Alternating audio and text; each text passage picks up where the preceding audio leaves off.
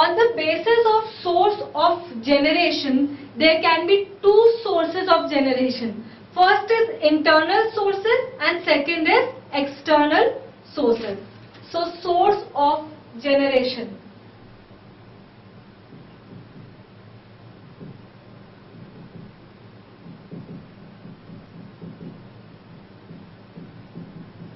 This is the third category. Source of generation on this internal sources.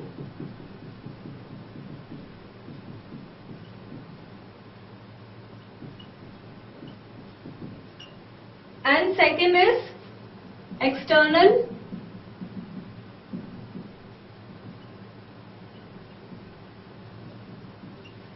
The name itself tells us internal means from inside the organization. So funds that can be generated from within the organization are internal. Funds are generated from internal sources. So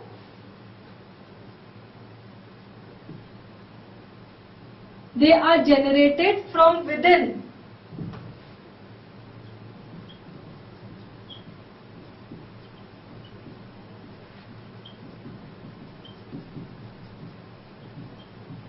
From within the organization. Within means inside the organization. And external sources are basically obtained from outside sources. So funds from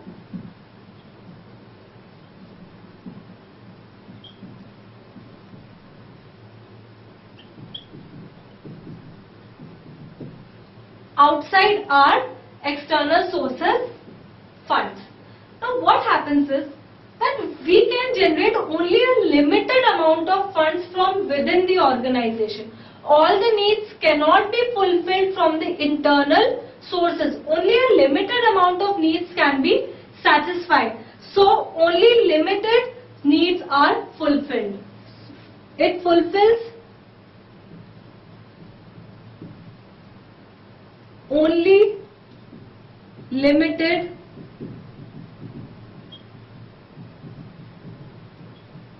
needs. It cannot fulfill all the needs of the business. From in the external sources, large funds can be obtained. Obviously, from outside we can obtain as much money as we want. So large funds can be obtained.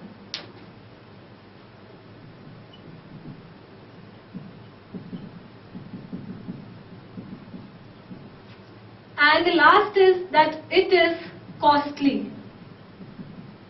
Then internal.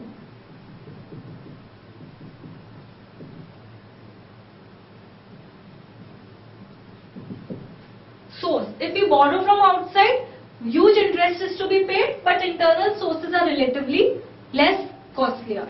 Now let's discuss what are the various internal and external sources. First is, in case of internal sources, equity share capital and retained earnings.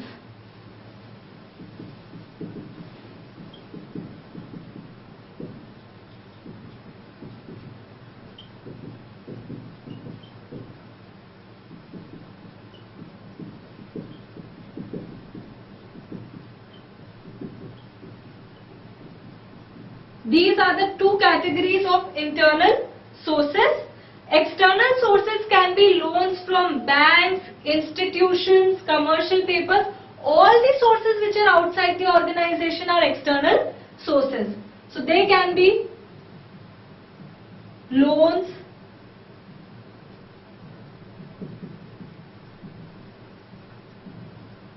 commercial papers, debentures, lease.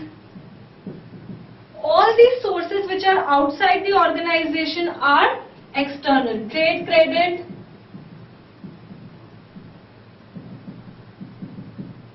factoring.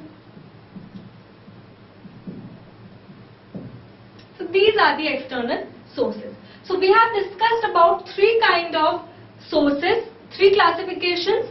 First was on the basis of period, second was on the basis of ownership, and third was on the basis of source. Then we have discussed further classification of period, long term, medium term and short term. Then we talked about the ownership basis, which can be owners funds and borrowed funds. And last we have talked about the source of generation, which can be further classified into internal and external sources. Now we will discuss about what are these sources, what are equity shares, retained earnings, trade credit, factoring, etc. This is the next part of the chapter.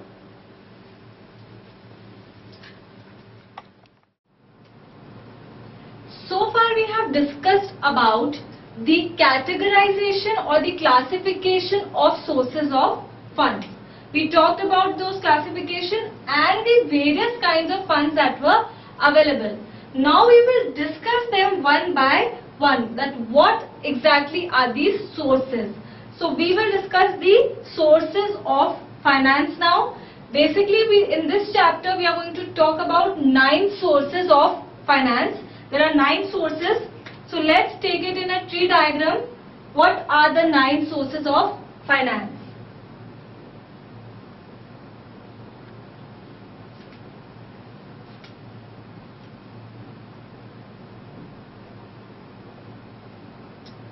The first is retained earnings.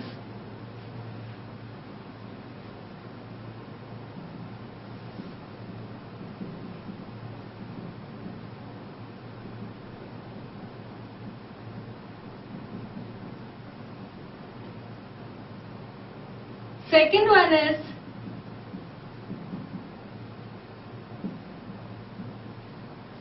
factoring.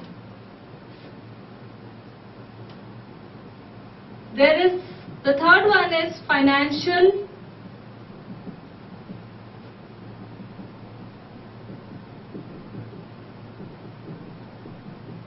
institutions. Next is commercial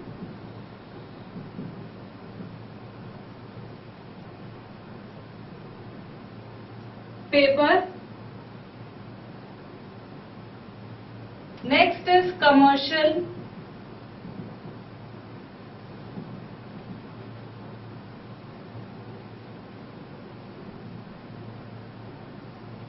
banks. So these are the first 5 sources that we are going to discuss. Next is public deposits.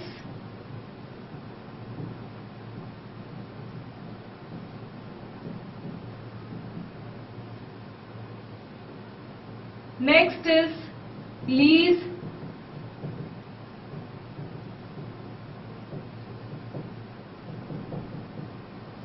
Financing. Trade. Credit. Next is debentures. And the last one is shares.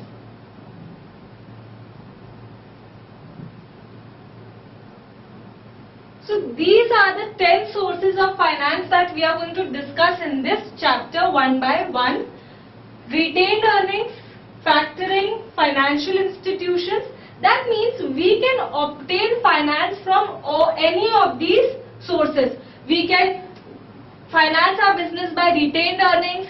We can finance it by factoring. We can finance it from financial institutions. We can finance it by commercial papers. Banks, we can take loan from banks. Then we can invite deposits from the public. We can take assets on lease. We can take goods on credit. We can issue debentures and we can issue shares. Now just to remember these, we can just remember R, F square C, B, P, L, T, D, S. We can just make a story. RFC gives loan to BPL on which it deducts TDS. We can just remember it. RFC gives loan to BPL and on which it deducts TDS. So this way we can remember that what are the 10 sources of finance. It's a simple story. RFC is Rajasthan Financial Corporation. It gives loans to Bharat Petroleum Limited and on which it deducts tax TDS. TDS is tax deducted at source. So we can just remember it simply. RFC, BPL and TDS. So these are the 10 sources of finance in this chapter that will be discussed. So let's start with the first source, that is the retained earnings. So let's start with the first one.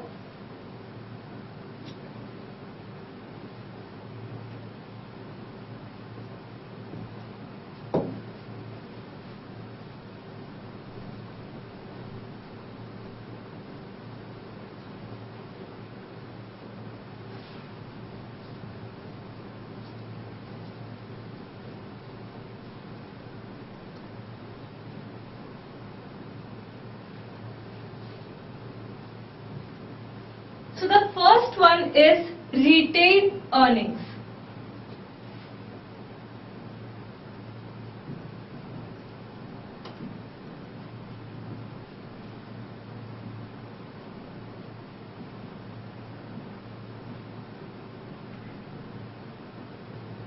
Retain means to retain something, to hold something. What happens is that the businesses might sometimes not distribute all their profits and retain a part of profit. That is called retained earnings. So retained earnings is a company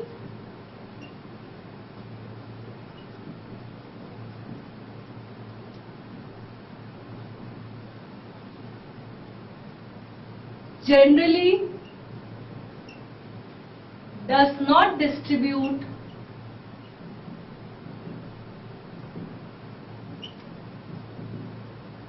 all its profits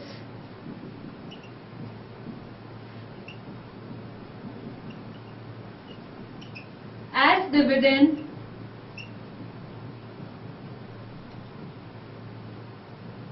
to shareholders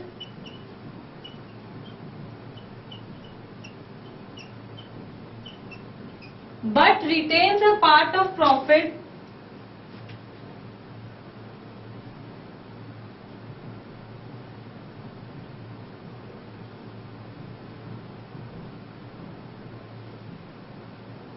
this is called retained earnings. A company earns profits. Let's take an example. We will talk about our company BPL again. We have taken BPL once. We will talk about BPL. Suppose BPL in the year 2011-12 it earns a profit of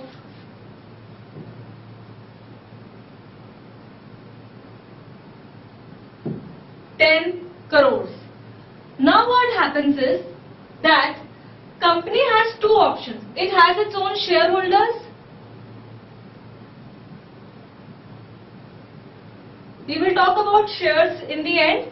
Shareholders basically own the shares of the company. They are the owners of the company. Now what happens is that BPL has two options. Either it can distribute these 10 crores to the shareholders or it can keep these 10 crores with itself. Or it can distribute part with the shareholders and part can be retained by BPL. So basically it has two options. The first is to distribute to shareholders. Second option is to retain.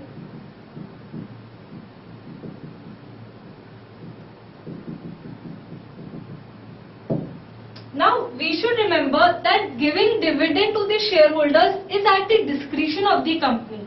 Discretion means that BPL has the right to decide whether it wants to distribute this 10 crore as dividend or not. If it wants, it does not want to distribute, it will not distribute. If it wants to distribute, it can distribute. So So BPL has its discretionary powers whether to distribute the profits or not. Suppose BPL decides that out of this 10 crore, it will distribute 2 crores, but 8 crores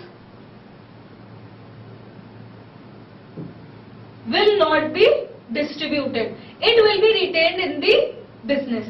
So this 8 crore is called retained earnings. So that part of profit, this is the profit, that part of profit or earning which is not distributed to shareholders is called retained earnings. Profits can be distributed or not distributed. They might be distributed as dividend, they might be retained in the business. So that profit which is retained in the business is called retained earnings. So this is basically the concept of retained earnings. Now we should know it is also called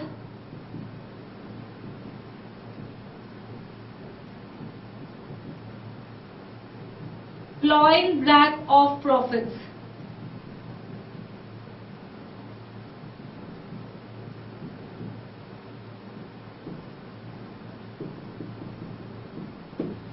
It is also called plowing back of profits.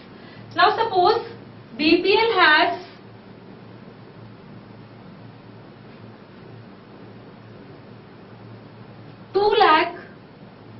shareholders. BPL has how many shareholders?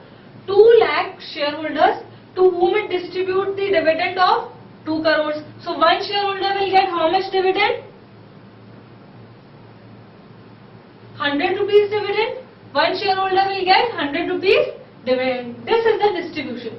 But actually the company had earned 10 crores. That means each shareholder could have got how many rupees? 500 rupees. If all the 10 crore were distributed as dividend, then the shareholders would have got how many? 500 rupees. But what is happening? 500 is not distributed. Only how much is distributed to one shareholder? 100 rupees. Actually, how much could have been distributed? 500. But the company retained 8 crores and that is why it distributed only how much? 100. So what is the problem with this? Retained earnings. The demerit of this is that the shareholders might not be satisfied. They may say that we are getting very low dividend. We want more dividend. So by retaining profits, there is dissatisfaction in the shareholders.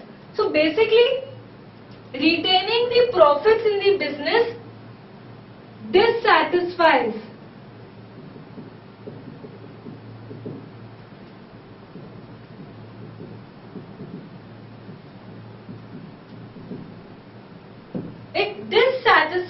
the shareholders of the company.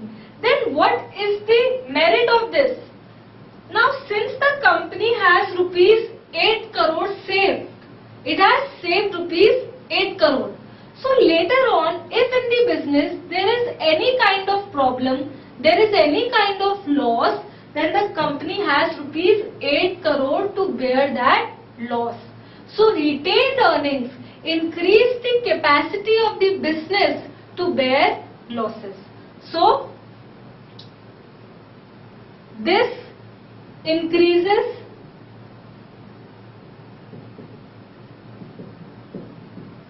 the capacity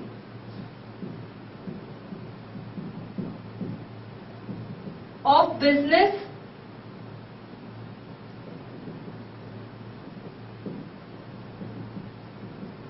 to bear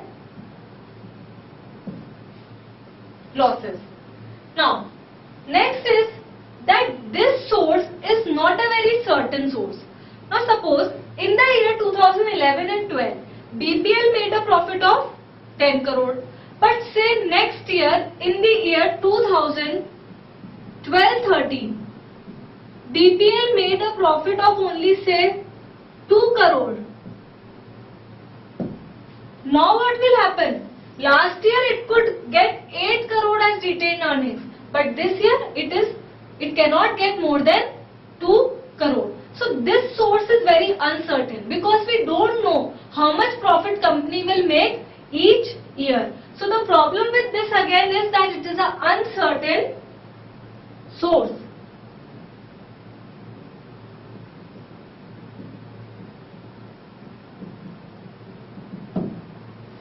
Now, retained earnings are business profits basically. Basically, they are the company's own profit. So there is no interest payment that is to be made. Now suppose instead of retained earnings, the BPL takes loan from bank. Then what will happen? Bank will take interest from BPL. Suppose instead of these retained earnings, BPL goes to a bank and take loan of 8 crore. Takes loan of 8 crore. Then what will happen? BPL will have to give interest to bank regularly, but here no interest is to be given. So there is no cost involved in this source of finance. So no explicit cost.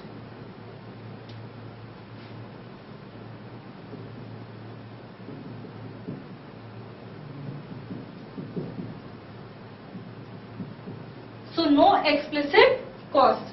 This is again a merit. Then there is a loss of opportunity.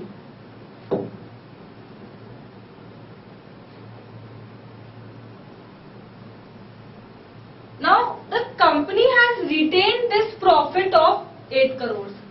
If it had not retained this profit but put it in another business, then probably it could have earned lot more than what it will earn by retaining it in the business. Say for example, BPL does not retain this profit but opens 10 new petrol pumps.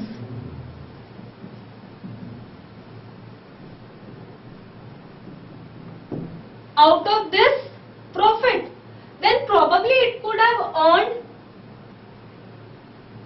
1 crore per month by this investment. Say for example, it could have earned 1 crore per month. So by just retaining this profit in the business, it is not earning anything. So there is a loss of this opportunity cost. So this kind of loss is not measurable in this retained earnings. There is a loss of opportunity. It is just retaining the business, it is keeping this money in its locker. But if this money was invested somewhere else, then it could have earned lot more. So there is a loss of opportunity which is not measurable. So this is another limitation of retained earnings. So these are basically some of the good and the bad points of retained earnings. Some are good and some are bad. I am denoting the bad ones with a red mark and the good ones with a green mark.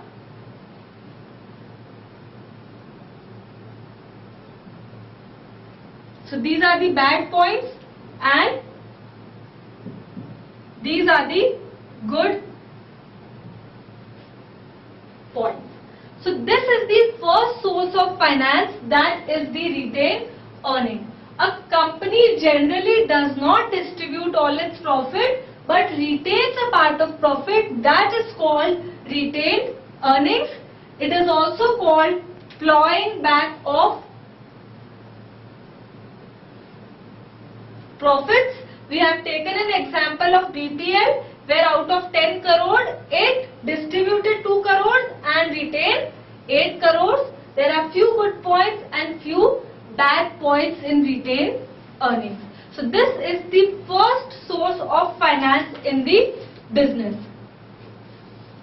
Now let's discuss about the second source of finance.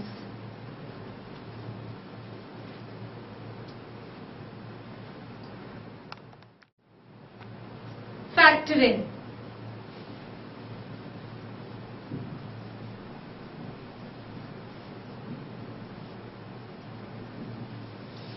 FC, we have discussed R.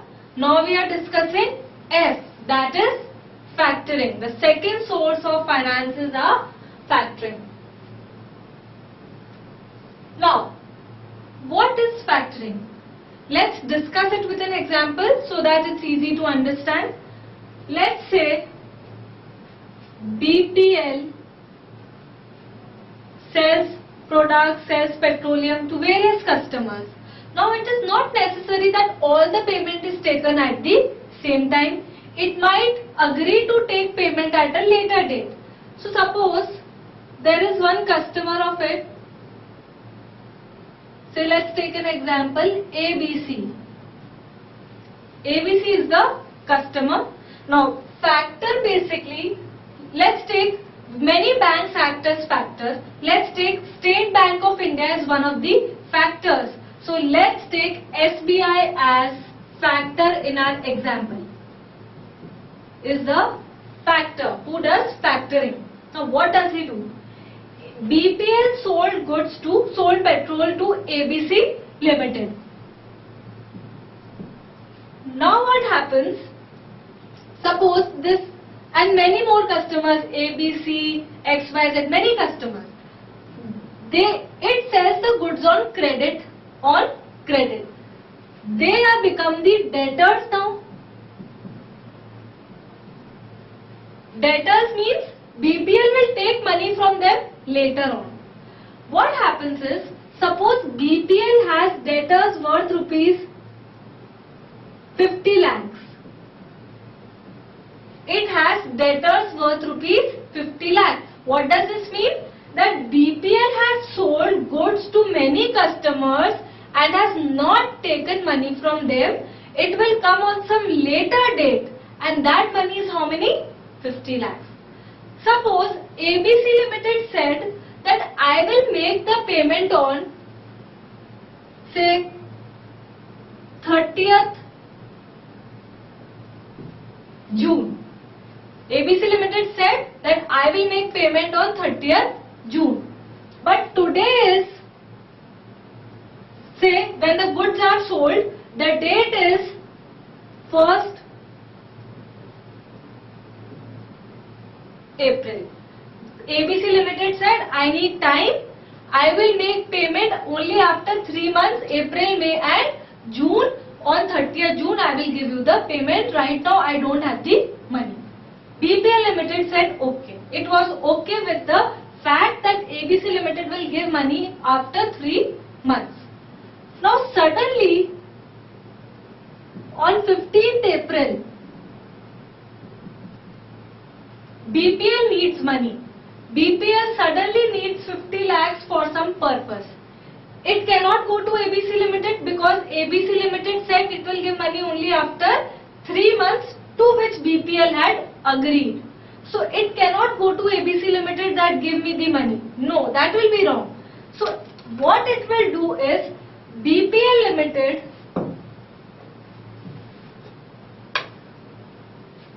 the amount was 50 lakhs.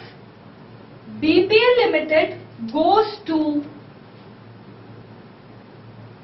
SBI. It goes to State Bank of India. It is a factor.